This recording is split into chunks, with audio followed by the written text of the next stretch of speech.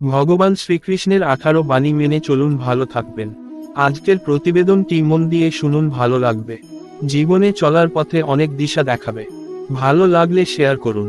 প্রতিবেদনটি শুনুন, ভালো লাগলে লাইক দিয়ে কমেন্ট রাধে রাধে লিখুন। ভগবত গীতা থেকে যে 18টি বিষয় আপনার শিখতে হবে। যে মানুষগুলি তাদের নিজেদের ধর্মকে অনুসরণ করে আসে, পৌরাণিক তাৎপর্যগুলি তাদের হৃদয়ে একটি অতি বিশেষ স্থান দখল করে থাকে। যেহেতু প্রত্যেক ধর্মেরই কিছু পৌরাণিক তাৎপর্য রয়েছে, তাই মানুষের নিজস্ব অধিকার রয়েছে যতদিন তারা বাঁচবে এই বিষয়গুলিতে তাদের বিশ্বাস রাখার এবং তাদের কাজে ও কর্মে তা অনুসরণ করার। অন্যান্য ধর্মগুলির মতো হিন্দু ধর্মেরও কিছু পৌরাণিক সাহিত্য রয়েছে যেগুলি শিক্ষা ও প্রচারের জন্য খুবই গুরুত্বপূর্ণ। শীর্ষস্থানীয়গুলির মধ্যে হিন্দুরা ভগবত গীতার প্রতি খুবই শ্রদ্ধাশীল। এই বইটির একটি পবিত্র তাৎপর্য রয়েছে। যেহেতু বিশ্বাস করা হয়ে থাকে, ভগবান শ্রীকৃষ্ণ পাণ্ডব রাজপুত্র অর্জুনকে ও উদ্ধবকে যে বাণীগুলি প্রদান করেছিলেন, সেই ধর্মোপদেশগুলি এটিতে রয়েছে।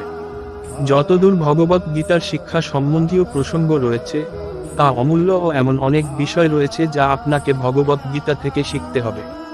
এই শিক্ষাকে কেতাবি শিক্ষা হিসাবে নেওয়ার কোন কারণ নেই, বরং এগুলি হিন্দু বিশ্বাস অনুযায়ী ভগবান শ্রীকৃষ্ণ, ভগবান বিষ্ণুর অবতার এবং তার ধর্মোপদেশ স্বয়ং ঈশ্বরের বাণী ছাড়া আর কিছুই নয়। ভগবত গীতা থেকে যে বিষয়গুলি আপনি শিখবেন তার উপর আপনাকে গুরুত্ব দিয়ে মনোযোগ দিতে হবে। 1 যা ঘটছে তা অবশ্যম্ভাবী এবং অনিবার্য। আপনাকে বিশ্বাস করতে হবে যে যাই ঘটছে তা মানুষের মঙ্গলের জন্যই ঘটছে। এখান থেকে শিক্ষা নিতে হবে, এর মধ্যে হস্তক্ষেপ করার বা একে থামানোর কোন অধিকার আপনার নেই। শিক্ষা নিয়ে মানুষ সঠিক পথে ফিরে আসলে জীবন অনেক সুন্দর হয়। 2 কর্ম করে যাও, ফলের চিন্তা করো না। ভগবত গীতা আপনাকে শুধু ফলের চিন্তা না করে কর্ম করে যাওয়ার অনুমতি দেয়। কর্মফলের ওপর আপনার কোন দাবি নেই। 3 আত্মা অমর। আত্মা অমর ও একে ধ্বংস করা যায় না। একজন ব্যক্তির মৃত্যুর পর আত্মা কেবল শরীর পরিবর্তন করে। এটি কখনোই ভিজে যেতে পারে না বা আগুনে পুড়ে যেতে পারে না। অর্থাৎ আত্মার কোন বিনাশ নেই। 4 সঞ্চিত সম্পত্তি সম্বন্ধে চিন্তা বন্ধ করুন। ভগবত গীতা থেকে আপনাকে যে বিষয়গুলি শিখতে হবে, সেগুলির মধ্যে এটি একটি অত্যন্ত গুরুত্বপূর্ণ বিষয়। খালি হাতেই আপনি জন্মেছিলেন এবং সেই অবস্থাতেই আপনি এই পৃথিবী ছেড়ে চলে যাবেন। মৃত্যুর পর আপনি আপনার সাথে কোন পার্থিব সম্পদ বয়ে নিয়ে পারবেন না। 5 লোভ, লালসা এবং ক্রোধ ত্যাগ করুন। লোভ, লালসা এবং ক্রোধ বিষতুল্য এবং মানুষের প্রকৃতি ও চরিত্রকে নষ্ট করে। একটি শান্তিপূর্ণ জীবন যার পথ আপনাকে মহিমান্বিত করতে পারে, তার জন্য গীতা আপনাকে এই 3টি অশুভ রিপু দ্বারা ভুগতে দেয় না। 6 আত্ম অহংকার পরিত্রাণ করুন। আপনাকে ভগবত গীতা থেকে যে বিষয়গুলি শিখতে হবে, সেগুলির মধ্যে এটি একটি অত্যন্ত গুরুত্বপূর্ণ। আপনি অহংকার মুক্ত না হলে বা পরিত্যাগ না করলে মানসিক শান্তি পাওয়ার কথা আশা করতেই পারবেন না। 7 প্রতিটি ব্যক্তি নিজেই নিজের পরম বন্ধু বা শত্রু।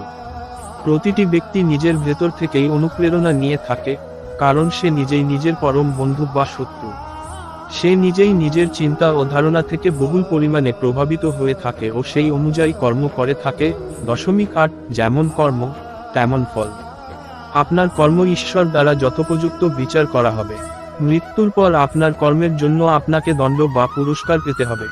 বিচার কেবলমাত্র মৃত্যুর পরই সম্পন্ন হবে এবং এটিই মৃত ব্যক্তির শেষ পরিণতি নির্ধারণ করবে। তাই সৎকর্ম করুন।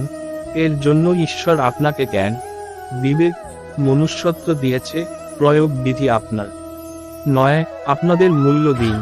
অন্য কারোর কাছ থেকে সম্মান পেতে হলে আপনাকে আগে তাদেরকে সম্মান দিতে হবে। আপনি নিজে যাকে সম্মান করেন না তার কাছ থেকে আপনি সম্মান পাওয়ার আশা করতে পারেন না। 10 জীবন আপনাকে যা দেবে তাই স্বীকার করুন। জীবনের সম্পদ বা অসুবিধা কিছুই আপনি নিজে বেছে নিতে পারেন না। জীবন আপনাকে যা দেবে সেটাই আপনার মেনে নেওয়া প্রয়োজন। এই বিষয়গুলি আপনার পূর্বকৃত কর্মফলের সাথে ঘনিষ্ঠভাবে সম্পর্কিত। 11 অগ্রগতি ও উন্নয়ন জীবনের নিয়ম। একই জায়গায় স্থবির হয়ে থাকা মনুষ্যজাতির উদ্দেশ্য নয়। কর্ম দ্বারা তাদেরকে অগ্রসর ও বিকশিত হতে হবে। মানুষের কর্মের ওপর ভিত্তি করে ঈশ্বর তাদের পথ নির্ধারণ করবেন। 2 জগৎ ক্ষয়িষ্ণু। জগৎ ও সৃষ্টি প্রকৃতিগতভাবে ক্ষয়িষ্ণু, তার ফলে এক না একদিন উভয়েরই অন্ত আসবে। পূর্ব নির্ধারিত দিন বা সময়ে পরিসমাপ্তির সাথে মিলিত হওয়া থেকে আপনি তাদের আটকাতে পারবেন না। 13 আপনার কর্ম ও ক্রিয়া ভগবান কৃষ্ণকে উৎসর্গ করুন। যেহেতু ভগবান কৃষ্ণ জগৎ ও সৃষ্টির পালক, আপনাকে শুধু আপনার কর্ম ও ক্রিয়া তাকে উৎসর্গ করতে হবে। আপনার জীবনের সাফল্য ও ব্যর্থতার সিদ্ধান্ত তাকেই নিতে দিন। 14 ভগবান শ্রীকৃষ্ণই সর্বোত্তম শক্তি। জগৎ সংসার ভগবান শ্রীকৃষ্ণেরই সৃষ্টি এবং সবই তার ইচ্ছা শক্তিতে ঘটছে। একজন মানুষ হিসাবে এর বাইরে কিছু নিয়ে চিন্তা করার অধিকার আপনার নেই। 15 ধন সম্পদ ও কামনার দাস হবেন না। ধন সম্পদ ও কামনার দাস বা হাতের পুতুল হয়ে পড়লে তা আপনার প্রকৃতি ও চরিত্রে একটা নিশ্চিত অধঃপতন নিয়ে আসতে পারে। প্রকৃতপক্ষে এর ফল চরম ব্যর্থতা হতে পারে। 16 মিথ্যা ও প্রতারণা থেকে বিরত থাকুন, কারণ এই মিথ্যার জন্য ধর্মপুত্র যুধিষ্ঠির সরাসরি স্বর্গবাস হয়নি, তাকেও কুকুর রূপ নিতে হয়েছিল। 17 নারী জাতিকে শ্রদ্ধা করুন, নইলে বিনাশ নিশ্চিত। ভরা সভাকক্ষে দ্রৌপদীর বস্ত্রহরণে কৌরবদের এবং সভাকক্ষে উপস্থিত থাকা সকলের পরিণতি আপনাদের জানা। 18 কোন কিছু গোপন করাও ক্ষতির কারণ হতে পারে। পাশা খেলায় শ্রীকৃষ্ণকে যুধিষ্ঠির কিছু বলেনি। দুষ্টবুদ্ধির কাছে যুধিষ্ঠির হারে, যার পরিণাম অতি সাংঘাতিক ছিল।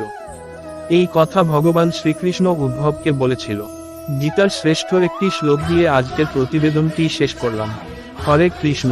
ভিডিওটি ভালো লাগলে লাইক, শেয়ার, কমেন্ট করুন। রাধে রাধে।